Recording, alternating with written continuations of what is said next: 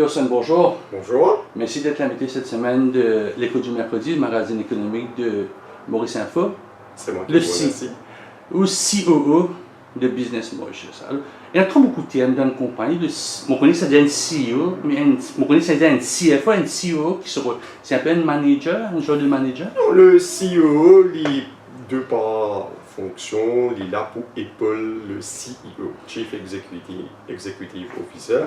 Mais tout ce qui touche opération, c'est le CEO qui est occupé, les business, comme on dit, CLI, qui est l'organisation et ses ressources, que ce soit physique, humaine, qui travaille, peut faire des deadlines, PMI, et un value for money, qui peut servir ressources, des projets, peut bien encadrer. Alors, le COO, il forme partie de sa catégorie de staff qui, au niveau stratégique de l'entreprise, comment que nous ici, on travaille avec le CEO, avec le conseil. Donc, si on peut appeler une formule des années 80, on appelle ce qu'on appelle manager, c'est un directeur, Oui, manager, voilà. c'est un peu un rebranding de ça.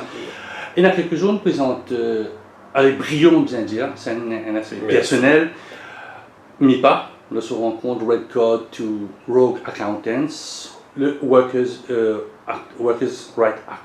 Alors, ça projet de loi-là, la loi le 24 octobre 2019, il y a quelques semaines d'une élection, qui a changé vraiment, disons, dans la simplicité, parce qu'on cause beaucoup d'affaires. Mais moi, avec moi, il y a des jeunes qui pourront travailler, des gens qui peuvent travailler là maintenant, car on comprend qui a changé la loi. Ok, merci. Et c'est gentil, vous pouvez demander l'occasion pour revenir dans ces affaires-là. On besoin dire qu'effectivement, quand ça la loi là, l'année dernière, il passe dans le Parlement, il y a une discussion, ainsi de suite. L'organisation qui m'a représenté, Business Mauritius, nous fait une proposition, nous fait expliquer, selon nous, qui manque quelque chose dans la loi là, correct ou moins correct, ou capable d'améliorer. Mais ce matin-là, quand on peut causer avec vous, je besoin dire que tout ça là, est presque derrière nous maintenant.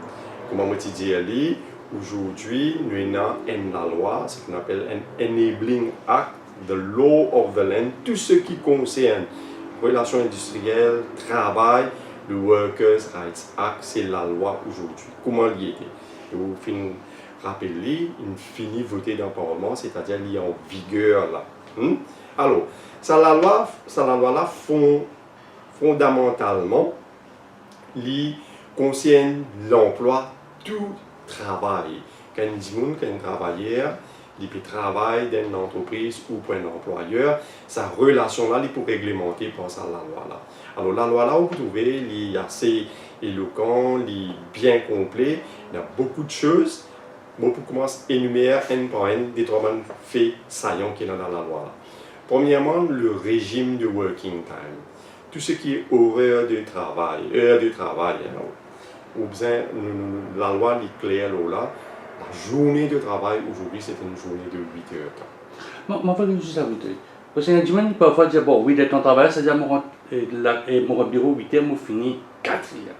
Mais parfois, il y a cette option de dire, parfois, je me c'était parce que on a 15 minutes de break, c'est pas 10 heures, on a un déjeuner, 30 minutes midi, on a un autre petit time d'après-midi. Est-ce qu'il inclut ou bien il exclut tout ça? Je vais essayer d'expliquer ça affaires. Vous connaissez l'heure de travail, l'horaire de travail dans une entreprise, il est fixé par une entreprise, dépendant de vos besoins, de vos opérations. Principe de base, tout ce qui appelle pause déjeuner, tea time, c'est une période de pause. Il n'est pas compte dans une heure effective de travail. Alors, quand on dit cause heure de travail, c'est comme on dit 8 heures de temps de travail, c'est 8 heures de temps de travail effectif. Alors, ça veut dire où?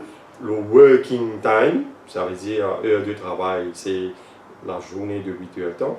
La semaine de 45 heures de temps, vous pouvez pas faire le 5 jours ou le 6 jours. Alors, tout ce qui est après 8 heures de temps maintenant, devient overtime.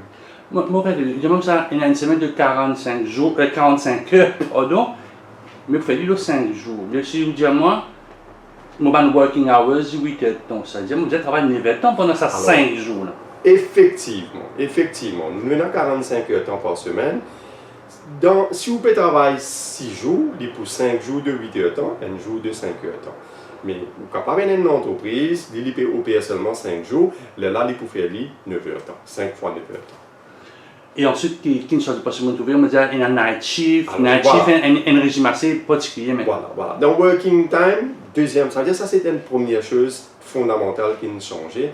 Il rétablir sa règle qui existait auparavant, qui est la journée de travail de 8 heures temps. Par la suite, on connaît dans Employment Rights Act, il y a un autre régime. Bon, le législateur, le gouvernement, maintenant dans le Workers' Rights Act, il vient rétablir sa principe de 8 heures temps de travail. Là. Et après 8 heures temps, il y a overtime. Mais il y a aussi le concept de night work. Shift, surtout shift work, et un shift qui fait night. La règle générale, c'est qu'il y a un shift de 8 heures temps. Et puis, si vous pouvez travailler la nuit, il y a 5 consecutive nights que vous êtes capable de faire. Si vous avez envie de faire plus, ça vous pouvez besoin d'un consentement de l'employé. Alors, quand vous faites un night shift, il y a 15% night shift allowance qui est payable. Alors, ça, ce sont des choses qui, quand nous comparons quand c'est la loi, c'est une nouveauté, c'est quelque chose d'additionnel qui fait une. Quand on travaille la nuit, nous avons besoin d'un consentement du HR. Mais généralement, c'est HR. Vous dites, bon, récemment, il y a des états un petit commande, bien dans le call center, bon, il arrive là, une grosse activité ailleurs dans le monde. Est-ce qu'il vraiment besoin le consentement de l'employeur, bien cela est un compromis qui est capable de faire ça ressigner dedans. Parce que moi, je travaille dans le call center, tu peux faire sport. Quand sport, il peut aller finir. Parfois, tu viens de 5h, il finit 5h30, bien 6h du matin. Est-ce que vraiment il faut le consentement du... On va avoir une polémique, non? Et c'est vraiment avec le consentement du patron. Ben, c'est le patron qui vous dit, nous, récemment, il y a des états, nous terminons ça comme maintenant, nous terminons ça dans série call là. Donc, call center, on peut dire. Ah, ok. Peut-être vous pas bien, écoute-moi, c'est pas le consentement de l'employeur qui me dit, on me dit le consentement de l'employé. Consentement de l'employé. Si vous pouvez faire un chiffre de plus que 5 consecutive nights. Donc, vous allez bien comprendre. Comme on peut cause night shift, ça veut dire que dans l'entreprise, travail faire la journée et dans la soirée. Ça veut dire que tout le monde travaille le alternate schedule. Il n'y a pas quelque chose qu'on va dire au pied levé, mais nous impose ça l'autre jour. Bizarre, vous trouvez la loi là, elle plus loin, il dit qu'il y a un roster, un schedule pour night shift, il y a des gens qui travaillent le shift, bizarre fini de donner en avance et bizarre affiché aussi. L'employé est au courant quand vous demandez travail à qui l'heure, quand il peut travailler le shift. Alors, sa question de consentement là, déjà, dans une entreprise que peut faire shift work, ce n'est pas quelque chose qui est imposé comme ça. L'entreprise, il nous a fini de discuter ça avec mon employé. Mon employé connaît que quand je peux travailler dans une entreprise, c'est une entreprise qui fait shift work. Mais mon dit, mon répète, quand on peut faire le shift de night, maximum que vous êtes capable de faire, c'est 5 consecutive nights. Si vous pouvez faire plus, là, vous avez le consentement de l'employé. De l'employé, pas de l'employeur. Peut-être c'est... Mais une journée dans un secteur qui travaille le soir, disons, un secteur qui fait trading avec les États-Unis, ou Canada, ou ailleurs dans le monde, comment ça passe? C'est un night shift, c'est un day shift. Comment on peut un qui fait, disons, peut-être dans ICT, BPO, qui travaille les soirs, qui travaille un peu pour le bureau du business motion. Comment ça passe? Ok, comment on aurait dit pour nous comprendre shift work, cette définition, c'est qu'une place travail peut faire un alternate schedule. Dis-moi là, il travaille un jour dans la journée et un jour il fait la nuit. Mais il n'est pas au pied levé, il y a un roster bien défini. Ça qui nous appelle le shift work là. Maintenant, quand il y a un dimoun, lui au départ même, maintenant parfois c'est même qualité cas là, que dimoun là, il décide pour faire seulement la nuit. Ou le travail que l'emploi qu'il peut faire dans l'entreprise là, il donne seulement la nuit. Ou l'employé même en question décide pour travailler seulement la nuit. Ça c'est pas shift work là. Ça, c'est purement night work.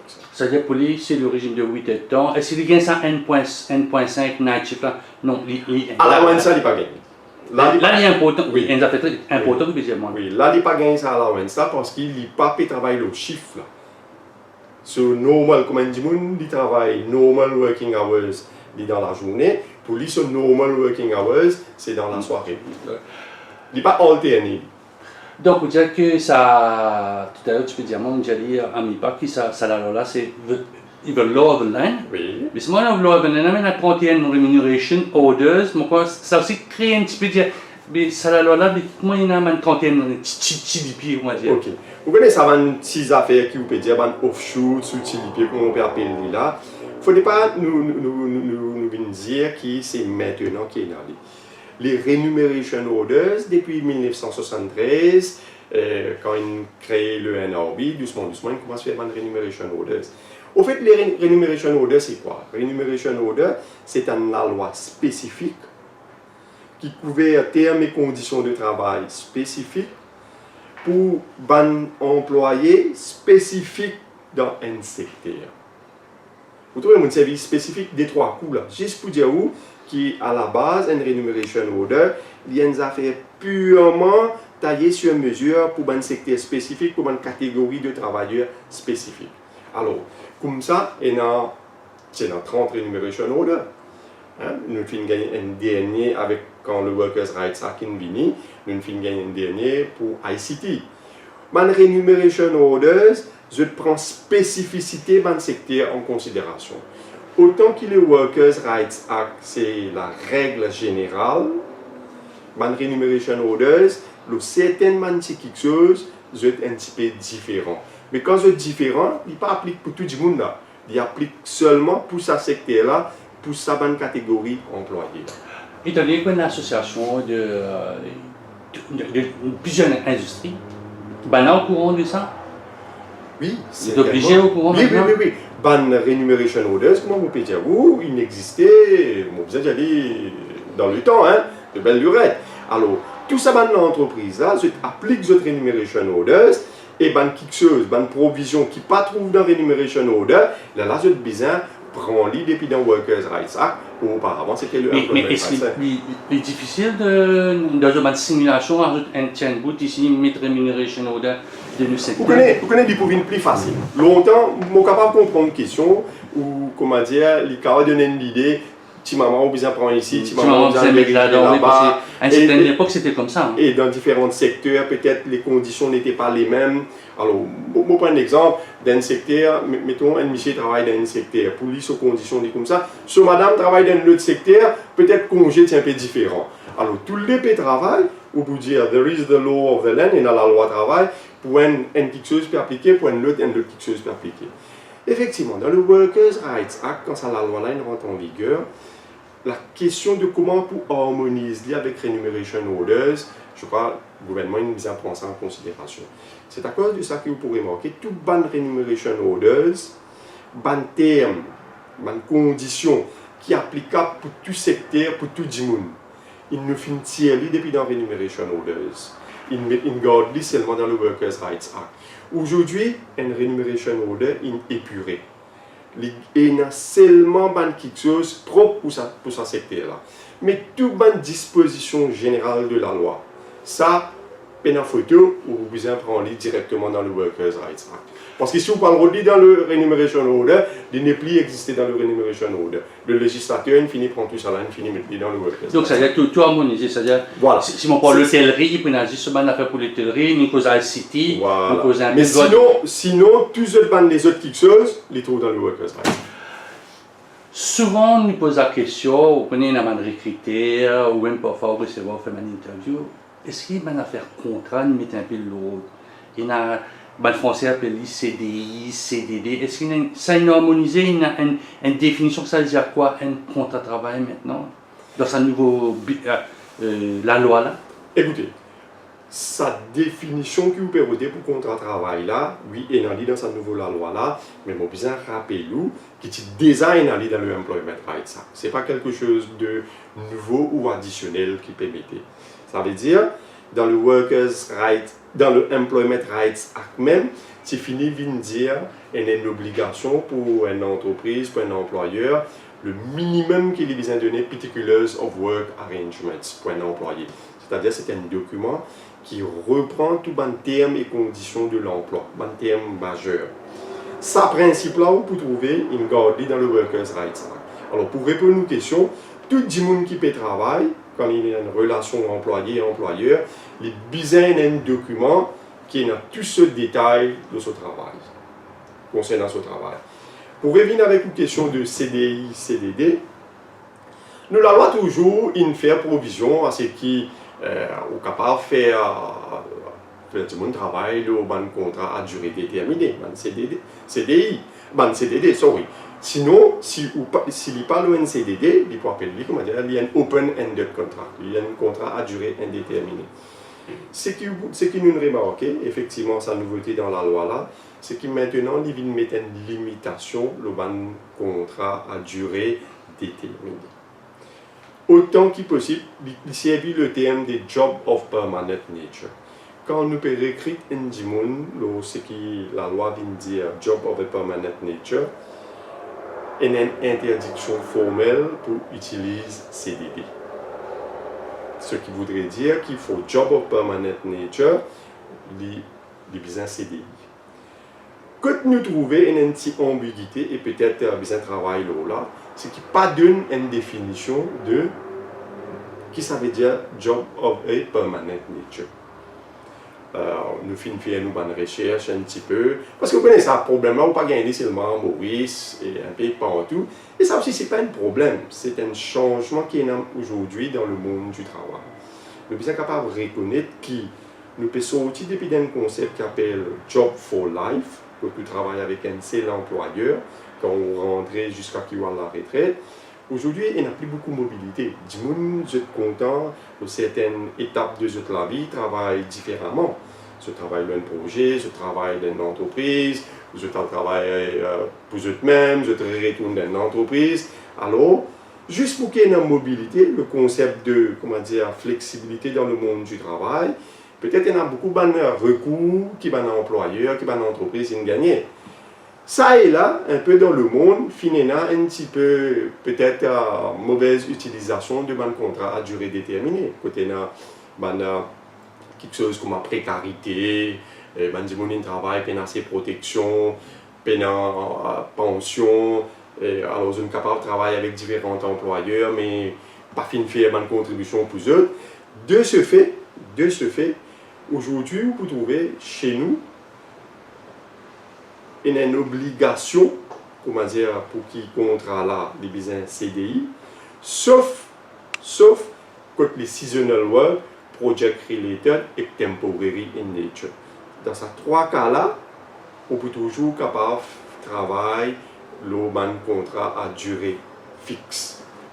Sinon, en règle générale, les open-ended. Mais c'est l'employeur, c'est le HR qui détermine c'est quoi le permanent work. Lui, il vous prendre un mademoiselle ou un monsieur, il connaît que il peut avoir. À moins qu'il vous prendre un consultant, un conseiller ou bien vous prendre un jeune pour mettre ça, on en vient informatiser au projet. Là, on ne raconte pas de 6 mois, 7 mois, 8 mois, 9 mois pour informatiser tout. Ça, c'est le projet. Mais généralement, c'est l'employeur qui vient connaître si le job est permanent ou pas. Mais c'est effectivement, la question que nous besoin dire, si nous prenons le cas actuel de l'île Maurice, 90% d'emplois qui nous trouvent, c'est un contrat à durée indéterminée. Moi, mon cas, dans un cas spécifique à l'île Maurice, le project related ou le travail saisonnier, qui est une entreprise fait appel à un contrat à durée déterminée. Sinon, dans l'email, à l'île Maurice, la plupart des entreprises se servent CDI. Mais parfois, quand vous écoutez radio, aujourd'hui, vous êtes capable de passer avec moi, mais parfois, arriver qui dit ça, vous connaissez mon travail pendant 9 mois, 10 mois, 11 mois, après 11 mois, patron est coupé, papa et moi, c'est qui est bien payé. Après, l'autre année, il dit, revenu, nous rebattons encore une année, Montréal, parce que mon pays travail. Est-ce que sa pratique-là, avec tout ce qu'on fait, c'est gold, c'est du passé? Effectivement. Premièrement, quand vous prenez d'une façon très simpliste à l'exemple-là, s'il y a un exemple qui n'avait livré, nous condamnons ça. Nous condamnons sa qualité pratique là, surtout si un travail, un employeur peut faire quelque chose comme ça. Ce n'est pas une pratique correcte. Ça. Alors, effectivement, si il y a un abus dans sa qualité quelque chose là, ça nous vaut la loi là pour mettre un frein ça là. Une entreprise avant qu'il peut recruter un monde, avant qu'il donne un contrat, il a besoin. Si c'est project related, ok, il prend un projet, mais si n'est pas project related, ou pas capable, comment dire, prendre un monde, après couper in between, refaire appel avec lui, juste parce que l'employé en question maintenant pour éligible à certains bénéfices et ou pas ou qu'il pour donner ce bénéfice là. Ça nous plaît. Il y a un secteur qui vraiment tient beaucoup de problèmes, c'est comme vous êtes là, c'est le gardien. Est-ce qu'avec ce nouveau système-là, il n'y a plus beaucoup de jobs qui nous viennent, selon ce qu'on réussit de trouver? Écoutez, moi pour répondre, pour dire que dans le secteur gardiennage, effectivement, ça c'est un secteur qui finit là et que ça nouveau la loi là, il n'y a plus beaucoup d'amendements qui finissent amener. Parce qu'il y a des petites choses qui finissent arriver ici. Premièrement, l'horaire de travail, l'heure de travail, il diminue de 12 heures de temps, il devient 8 heures de temps. Ça c'est premièrement. Et puis toute la question de le shift work, il y a certaines limitations qui finissent. Et puis il y a aussi une augmentation de paye dans ce secteur-là qui ça va employer là pour gagner. Certainement, quand on rabaisse un chiffre de 12 heures de temps ou à midi de 8 heures de temps, et vous connaissez dans le travail gardiennage, vous avez 10 personnes tout le temps, parce qu'il y a une labor intensive work, ça, vous avez bien compris. Vous êtes capable de mettre une dose d'équipement, équipement informatique, caméra, ainsi de suite, mais sinon, une grosse partie du travail, c'est l'humain qui fait. Mais à ne pas oublier que beaucoup d'entreprises de gardiennage se peut subir un manque cruel de main-d'œuvre. Pénadimoun, sa pratique de 12 heures de temps là, c'est très souvent pour pallier à sa manque de personnel là. Alors, vous pouvez demander est-ce que sa révision de la loi là peut-être peut créer une opportunité d'emploi. Le travail. Oui, certainement, il peut créer une opportunité d'emploi parce qu'au lieu où vous besoin de 10 personnes, vous besoin de 3 personnes pour faire la même quantité de travail. Mais, bon, peut dire, nous déjà peut faire face à un manque de main-d'œuvre qualifiée et il faut prendre un petit peu de temps jusqu'à ce que nous commence à attirer les autres 10 personnes qui peuvent chercher travail dans ce secteur-là. Mais évidemment, quand on fait une réduction les travail, quand on réglemente combien de jours vous besoin faire le chiffre à soir, quand il y a une cause d'augmentation de travail, certainement il fait travail là bien plus attrayant, plus compétitif vis-à-vis de autres secteurs. Une chose d'affaires qui peut intéresser tout le monde, c'est la paye. Est-ce qu'on connaît que le salaire minimum il vient de 10 200 €, c'est tout secteur ça. Et si vraiment il est tout secteur, parce qu'il y a des gens qui ont sa formulation part-time là, je ne sais pas trop comprendre. Quelques mots, pas de personnes. Comparaison à un gens qui travaille l'air fixe, normal, l'air bureau, et un gens qui travaille part-time. Quelle différence? Avant de répondre à cette question-là, parce qu'une dizaine nous a fait besoin de juste apporter une petite clarification. On essaie de comprendre que tu peux les dire 10 200. Bon, nous rephrasons, salaire minimum, 9 700. Salaire minimum, 9 700. Et une garantie minimum income que la personne peut gagner de 500 € additionnels. Et là, il fait les 10 200. C'est-à-dire que l'entreprise, sous obligation, c'est 9 700. Ça, 500 € là, c'est un allowance que les autorités supplémentent le salaire que l'entreprise peut payer. Mais la personne, lui, il gagne ce 10 200. Alors, pour qu'il soit capable de gagner cette allowance là, il y a un règlement, il y a des regulations bien faire. Et c'est ici l'occasion pour dire que nous apprenons qu'il y a des regulations, ils prennent un peu de retard.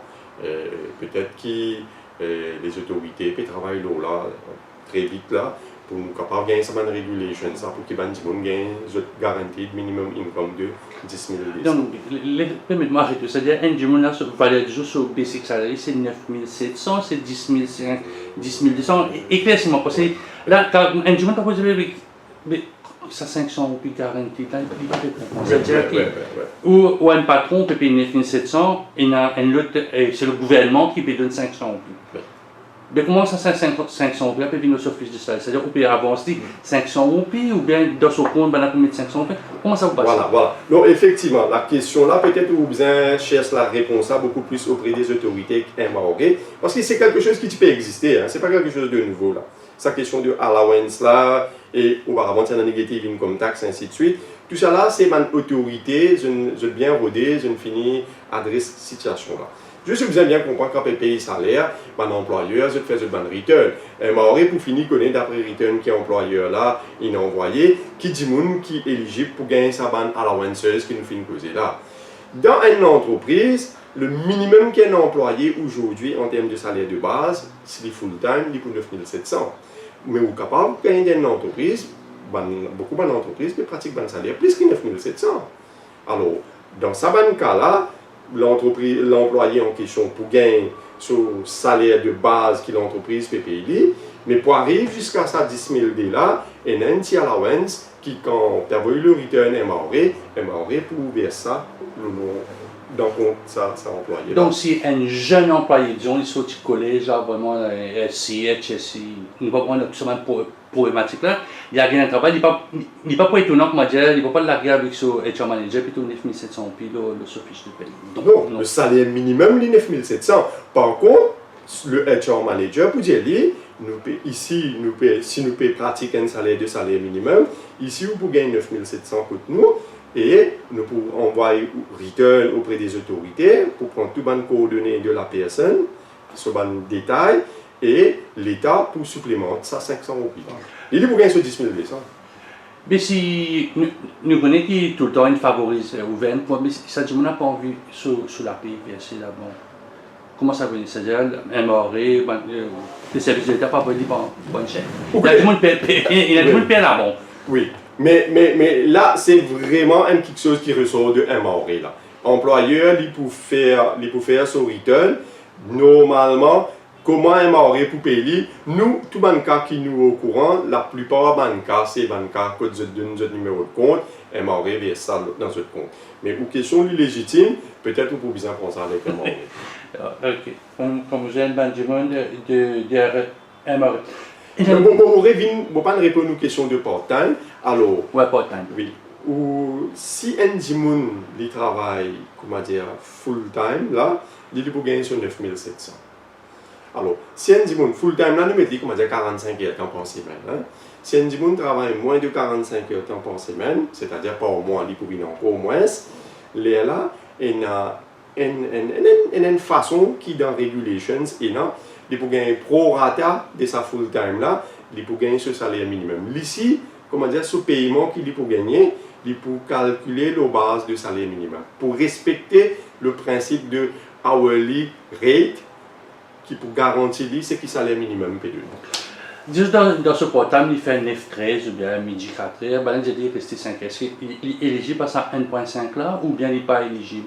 Oui, ça veut dire que s'il travaille en dépassement de ce ban normal, il va payer au portable. Le principe est clair.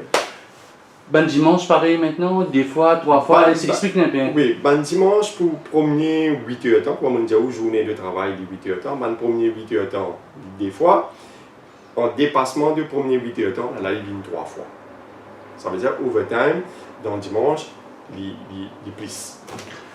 L'autre nouveauté, c'est le PRGF, encore, comme un camarade, un syndicat, nous pas aussi de non, je suis bien content, mais est-ce qu'il est aussi facile que ça? Là, nous venons à une espèce moratoire, qui donne un peu les temps pour souffler.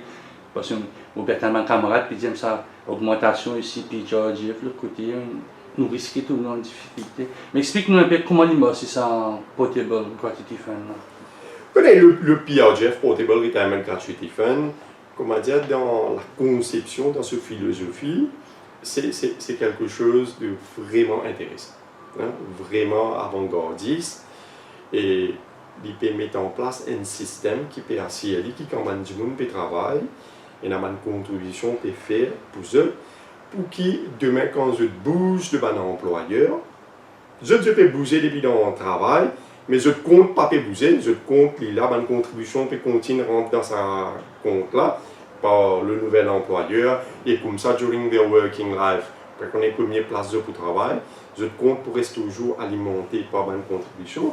Et ce qui est beaucoup plus intéressant, à la fin de cette carrière professionnelle, quand je peux aller à l'âge de la retraite, toute bonne contribution fin faire et je gagne, je lump sum, je servis ça, je retraite.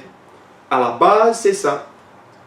Ce principe-là, ce principe qui, à la retraite, besoin un employé, besoin gagner quelque chose. C'est pas nouveau.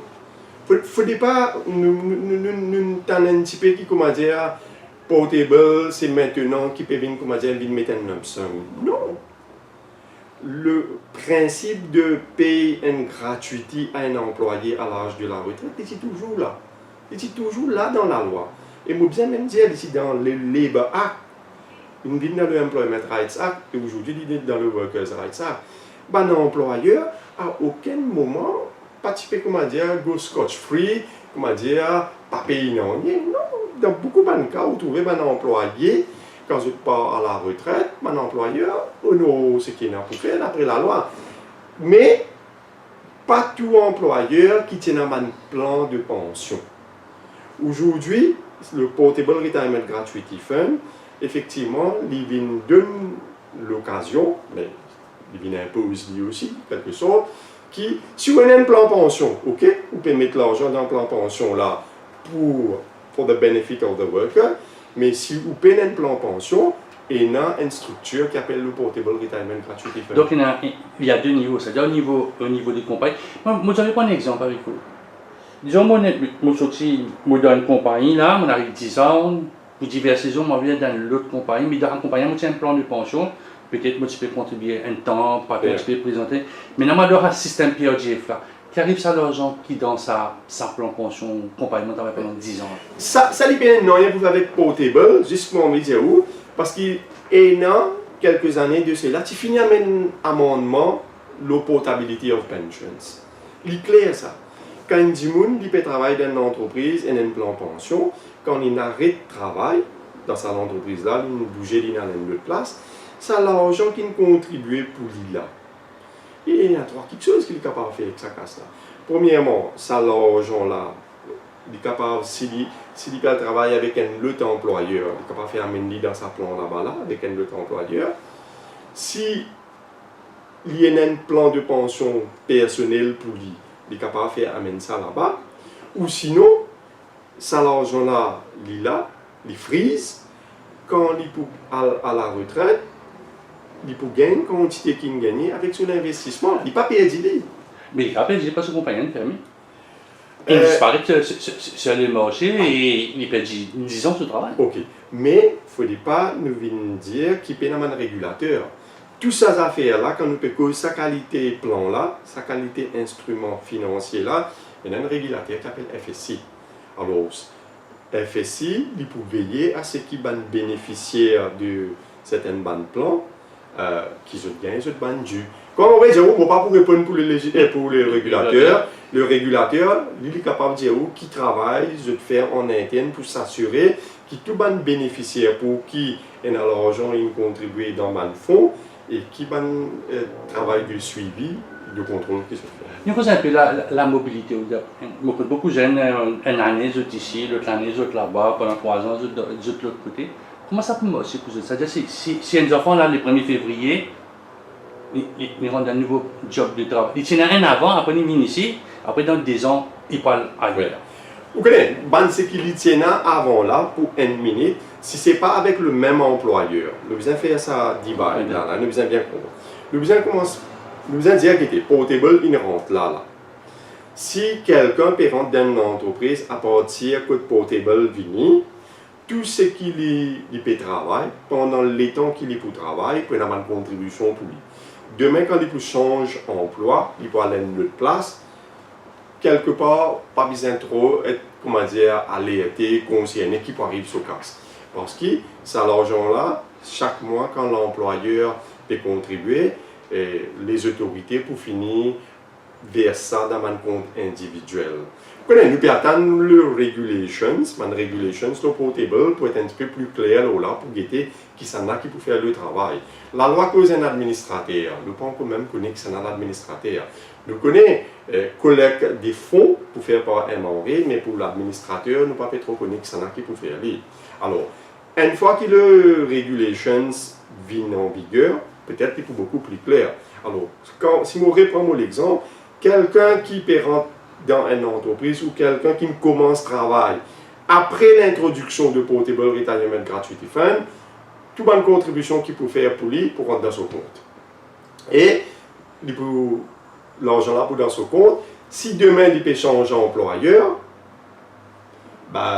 nous pouvons get cette contribution là si c'est en règle, un maoré pour entrer en contact avec l'entreprise là, s'il y a un ajustement à faire pour faire, mais l'argent là, il est là et l'employé en question il est capable de travailler côté. S'il ne décide pas de travailler côté de l'autre employeur, il peut continuer à là-bas pour sa contribution. Comme ça, il peut capable de faire combien d'employés il voulait, arriver à l'âge de la retraite, dans ce compte et dans ce l'argent, et dans un investissement, un retour de l'investissement qui sur l'argent il a engendré, il a mené, et il peut gagner ce dû. Alors, dans l'entreprise, comment nous passionner de tout ça? Dans l'entreprise, il y a un monthly returns qui est besoin de faire, quand je peux faire ce paiement. Il y a un yearly returns qui l'entreprise peut faire. Il y a une obligation que l'administrateur, chaque année, il peut besoin avoir tout bon bénéficiaire un return.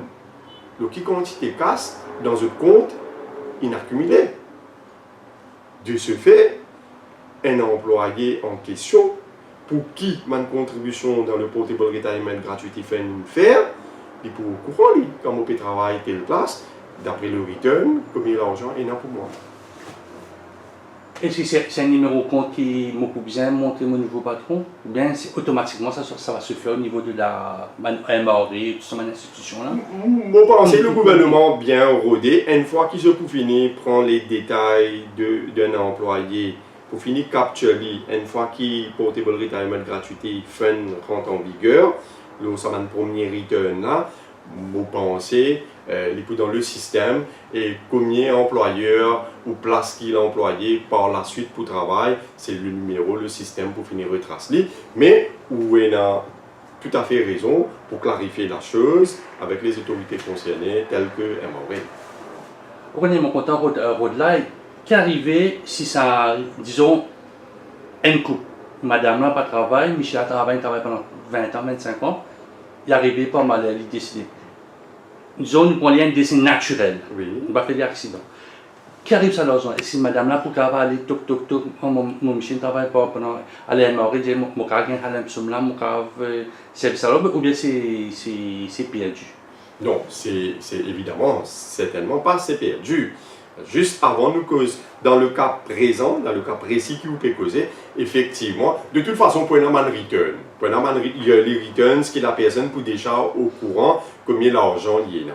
Peut-être dans ce cellule familiale, il finit partage cette information-là. Mais même si cette information-là pas fini partagée, personne n'est pas au courant.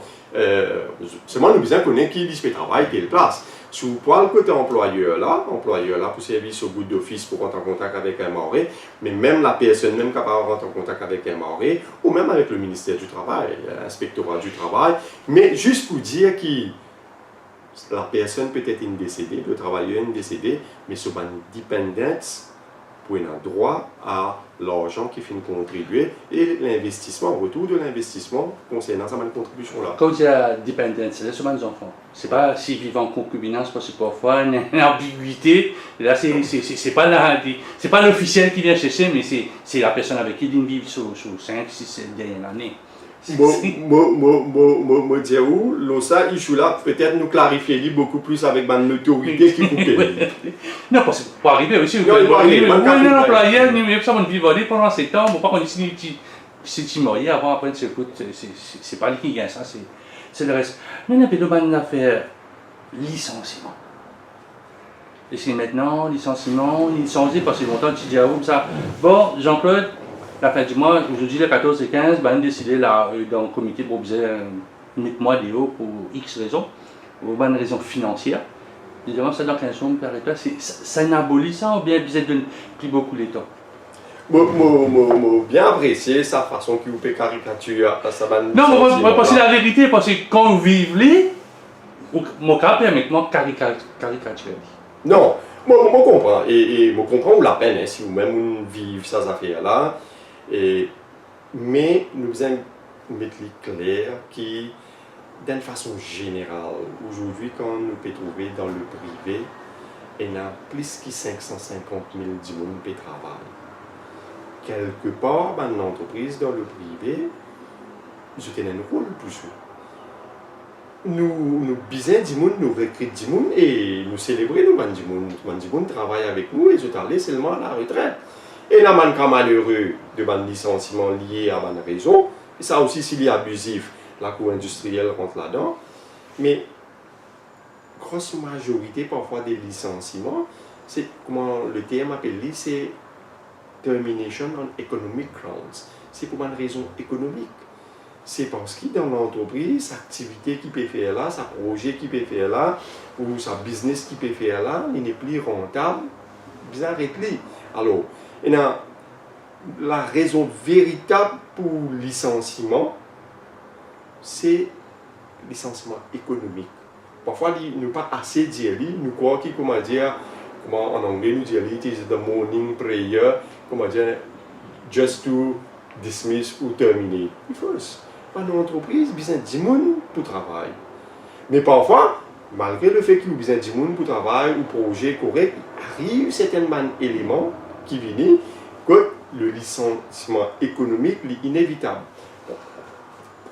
Retournons aux questions maintenant.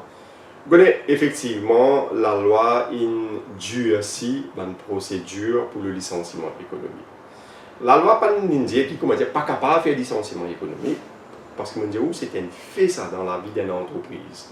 Tout quelque chose qui vous commencez, un jour il y a une affaire. Si il marche éternellement, ça veut dire que l'entreprise grossit, il y a les mais parfois il y a une raison économique ou il y a une raison en dehors ou volonté qui fait que ce projet-là n'est plus viable. Alors, par contre, il y a une obligation. Vous allez bien comprendre, il y a aujourd'hui le Redundancy Board qui fait mettre en place. C'est un quasi-judicial body qui pour les tripartites, mais pour aussi des professionnels là-dedans, surtout qui pour étudier, qui pour une compétence pour étudier une demande, de une requête pour licenciement économique. Alors, pour analyser les raisons qui un employeur pour avancer, pour get un bilan, pour get un peu de documents. Et ça, l'institution-là, il peut travailler en toute indépendance. S'il s'avère que la raison avancée, il y a une raison économique et qui a été justifiée, ok, l'employeur est capable de procéder avec le licenciement économique. Mais s'il s'avère que le licenciement économique ou la raison, c'est une raison bidon, non fondée, pas justifiable, de par les faits et les records que l'employeur vient avancer, le Redundancy Board, pour catégorique, il y a plein pouvoir. Si l'employeur persiste, c'est sur un licenciement injustifié.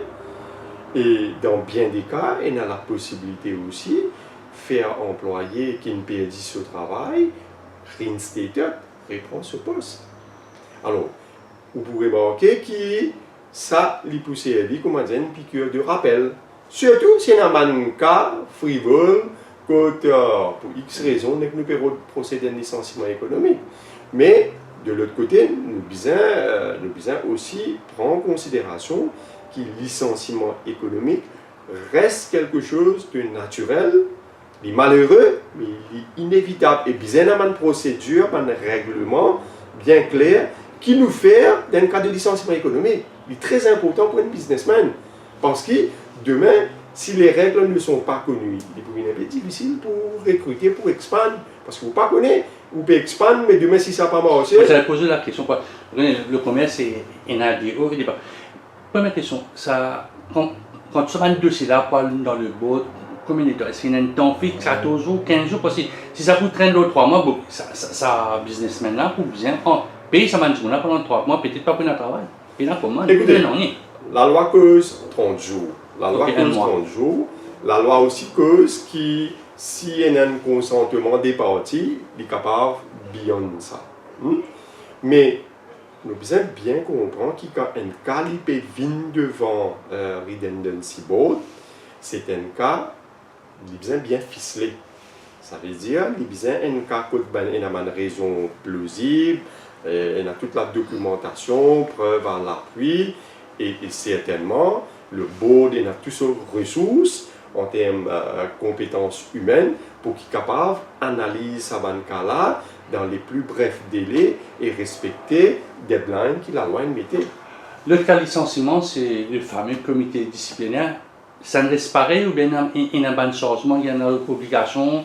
Parce que longtemps, tu connais des 3 cas qui le comité disciplinaire, là, c'était dans 3 jours, il y a des 7 jours. Après, il y a été analysé par une équipe pour faire. Est-ce qu'il y a vraiment un framework pour le comité disciplinaire? Pour la faute, hein? Pour la faute. Certainement, dans un cas allégué de faute, aujourd'hui, dans la loi, il y a besoin de reconnaître qu'il y a une procédure. Mais encore une fois, une procédure qui existait auparavant, et peut-être il met bien d'une façon plus formelle, plus éclairée pour tout le monde. Quand il y a un cas allégué de si jamais il y a une faute, tout commence par besoin de faire une enquête. Alors, l'employeur il a un délai de 10 jours pour lui faire. Quand l'affaire a été reportée, il fait sur l'enquête. Et une fois qu'il l'enquête, il finit faire, quand il y a un findings à l'enquête là, il y a un délai de 10 jours s'il y a envie pour procéder par une charge, passe par un comité disciplinaire. Alors, l'employé pour gagner 7 jours de notification well in advance, l'employé pour capable être représenté par son homme de loi, par un officier du ministère du Travail ou une personne, un syndicaliste de ce choix. Et l'employé qui peut passer d'un comité disciplinaire, aujourd'hui la loi fait provision qui tout ban quelque chose qui est lié à la charge qui est accomplie, que ce soit en termes de documents ou informations, s'il fait la demande, bien mettre ça à sa disposition. Le comité disciplinaire, pour bien faire d'une façon très indépendante, il est sous-entendu que les minutes en proceeding du comité disciplinaire pour bien rédiger correctement. Et ça, les minutes là, ultérieurement, à la demande de l'employé, s'il a envie de poursuivre l'affaire devant les tribunaux, il peut gagner accès à sa procédure là, c'est-à-dire un procès verbal là. Ce qui voudrait dire, dans un résumé, aujourd'hui, comment dire, il met un petit peu de formalité le comité disciplinaire. Nous pensons qu'il peut y avoir un abus le comité disciplinaire, mais si jamais tu peux faire un comité disciplinaire à gauche ou à droite, aujourd'hui, c'est que la loi vient mettre en place pour faire les parties qui peuvent faire un comité disciplinaire pour une raison frivole, faire se réfléchir des fois, parce que la loi vient imposer certaines conditionnalités, comment vous faire le comité disciplinaire. Ça, la loi là, il y a un commencement, il y a une affaire aussi, 50 000. Si moi, mon employeur, moi, je coupé moi 51 000 roupies. Et si je suis capable, base moi, le salaire, quand nous sommes en litige, je mets litige ensemble, ou bien je donne vide. Allez. Vous connaissez la définition de worker qui, si auparavant 30 000 roupies, il a amené à 50 000 roupies. Alors, qui fait sa nuance là? Parce que, qu'en est-il, ou prendre l'exemple, quelqu'un qui gagne 51 000 roupies ou 60 000 roupies? Est-ce que la loi du travail applique plus eux? Non, il faut. La loi du travail applique plus eux. Nous devons bien comprendre qui section la loi, justement. Il y a certainement une section qui ne applique plus eux. Sinon, dans l'ensemble, la règle générale, c'est la loi du travail là, presque tout quelque chose applique plus eux.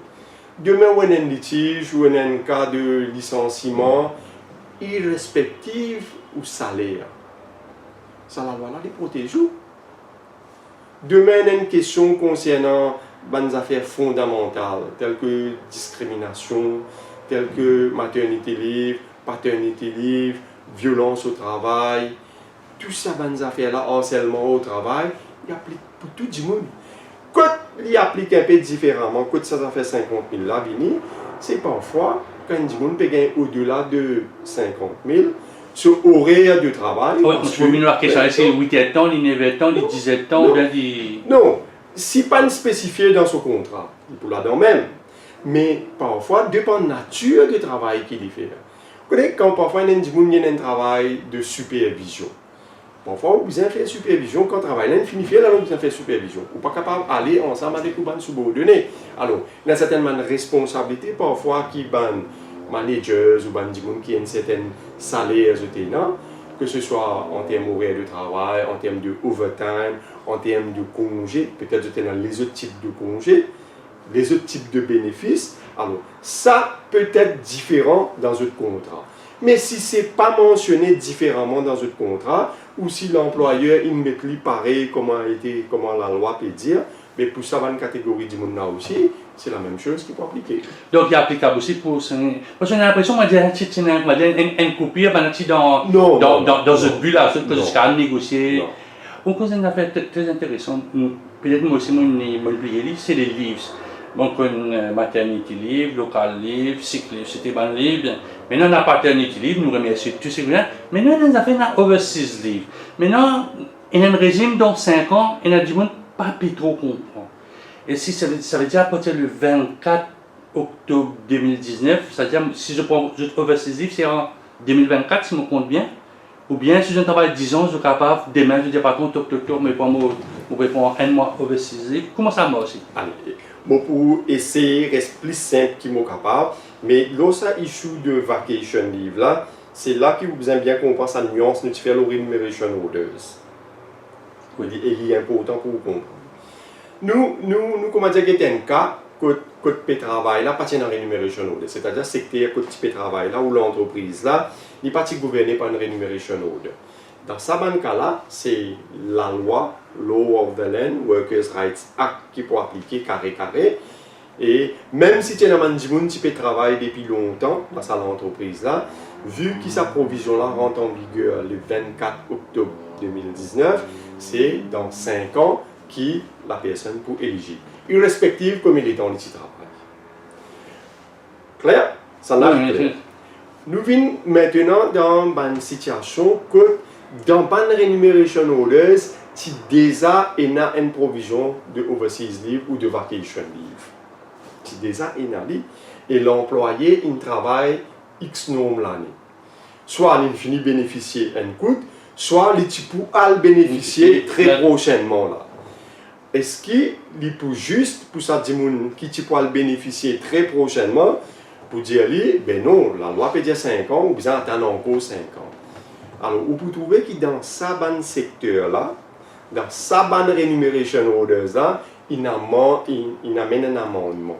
Il écrit une façon qui peut faire provision pour un dimoun qui peut bénéficier de ce vacation leave avant le terme de 5 ans, il peut capable prendre. C'est-à-dire si en quelques mots, si une personne qui arrive aux 4 ans et demi, dans 6 mois, la valeur du jour, il est capable de prendre ce vacation leave, non? Non, il n'est pas 4 ans et demi, parce que avant que la loi là vienne, dans une remuneration orders, le seuil d'éligibilité est 10 ans. Dans certains secteurs, c'est même 15 ans, mais nous prenons qu'il est 10 ans. Alors, nous pouvons cause un cas qui est fini, faire comment dire, 7 ans et demi, 7 ans, 8 ans, 9 ans et demi, voilà, la raison pour gagner. Dernière question, pas d'obligation, est-ce que c'est une bonne loi, ça, Workers' Right? Ah, là, il y a une bonne.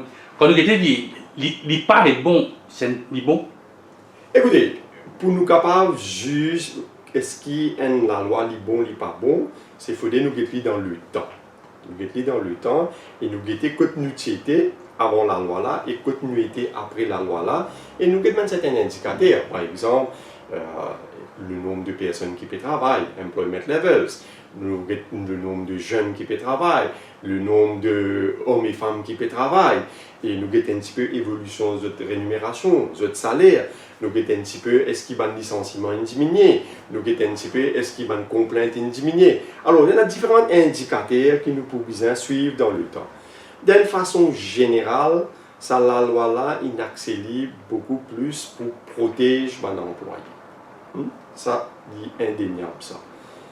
Est-ce que seulement protection des employés est nécessaire ou nous visons un juste équilibre avec aussi quelque chose qui peut être dans l'entreprise, business, c'est-à-dire l'environnement qui est correct pour être capable d'opérer.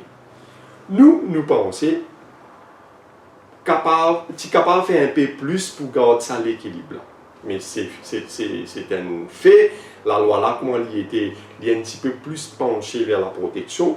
Je pense que ça l'élément de productivité, flexibilité, l'efficience, c'est quelque chose qui peut-être dans le temps, si jamais besoin introduire un élément, le gouvernement, le législateur, il peut besoin faire des. Pour les personnes, merci beaucoup. Je pense qu'il y a une jeune, une équipe de travail, bien éclairée pour ce qu'on explique. Merci beaucoup et c'est moi qui vous remercie. Une prochaine fois, nous allons cause de les affaires.